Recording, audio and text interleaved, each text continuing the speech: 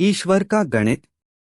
एक बार दो आदमी एक मंदिर के पास बैठे गपशप कर रहे थे। वहां अंधेरा छा रहा था और बादल मंडरा रहे थे। थोड़ी देर में वहां एक आदमी आया और वो भी उन दोनों के साथ बैठकर गपशप करने लगा। कुछ देर बाद वो आदमी बोला उसे बहुत भूख लग रही है। उन दोनों को भी भूख लगने लगी थी। पहला आदमी बोला मेरे पास 3 रोटी हैं। दूसरा बोला मेरे पास 5 रोटी हैं। हम तीनों मिल बांट कर खा लेते हैं। उसके बाद सवाल आया कि 8, 3 + 5 रोटी 3 आदमियों में कैसे बांट पाएंगे। पहले आदमी ने राय दी कि ऐसा करते हैं कि हर रोटी के 3 टुकड़े करते हैं, अर्थात 8 रोटी के 24 टुकड़े 8x3 24 हो जाएंगे और हम तीनों में 8 से 8 टुकड़े बराबर बराबर बंट जाएंगे।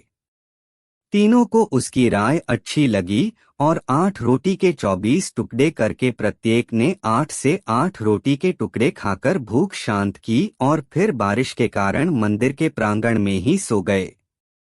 सुबह उठने पर तीसरे आदमी ने उनके उपकार के लिए दोनों को धन्यवाद दिया और प्रेम से 8 रोटी के टुकड़ों के बदले दोनों को उपहार स्वरूप 8 सोने की गिन्नी देकर अपने घर की ओर चला गया। उसके जाने के बाद दूसरे आदमी ने पहले आदमी से कहा हम दोनों 4 से 4 गिन्नी बांट लेते हैं। पहला आदमी बोला नहीं, मेरी 3 रोटी थी और तुम्हारी 5 रोटी थी, आठ मैं 3 गिन्नी लूंगा, तुम्हें 5 गिन्नी रखनी होगी। इस पर दोनों में बहस होने लगी। इसके बाद वे दोनों समाधान के लिए मंदिर के पुजारी के पास गए और उन्हें समस्या बताई तथा समाधान के लिए प्रार्थना की। पुजारी भी असमंजस में पड़ गया। दोनों दूसरे को ज्यादा देने के लिए लड़ रहे हैं। पुजारी ने कहा तुम लोग ये 8 गिन्नियां मेरे पास छोड़ जाओ और मुझे सोचने का समय दो, मैं कल सवेरे जवाब दे पाऊंगा। पुजारी को दिल में वैसे तो दूसरे आदमी की 3 से 5 की बात ठीक लग रही थी, पर फिर भी वह गहराई से सोचते सोचते गहरी नींद में सो गया।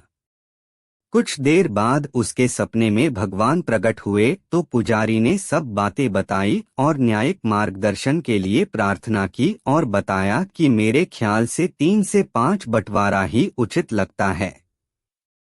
भगवान मुस्कुराकर बोले नहीं, पहले आदमी को 1 गिन्नी मिलनी चाहिए और दूसरे आदमी को 7 गिन्नी मिलनी चाहिए। भगवान की बात सुनकर पुजारी अचंभित हो गया और अचरज से पूछा, प्रभु ऐसा कैसे?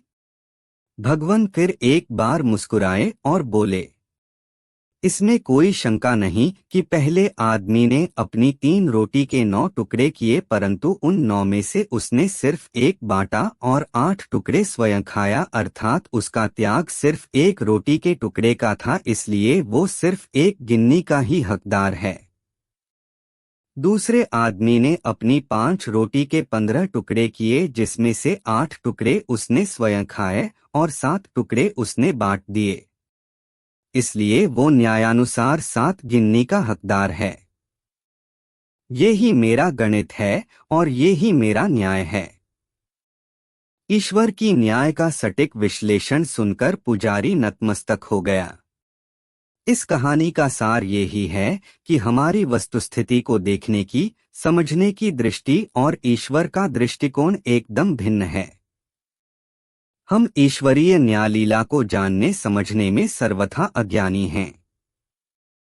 हम अपने त्याग का गुणगान करते हैं, परंतु ईश्वर हमारे त्याग की तुलना हमारे सामर्थ्य एवं भोग तौर कर यथोचित निर्णय करते हैं।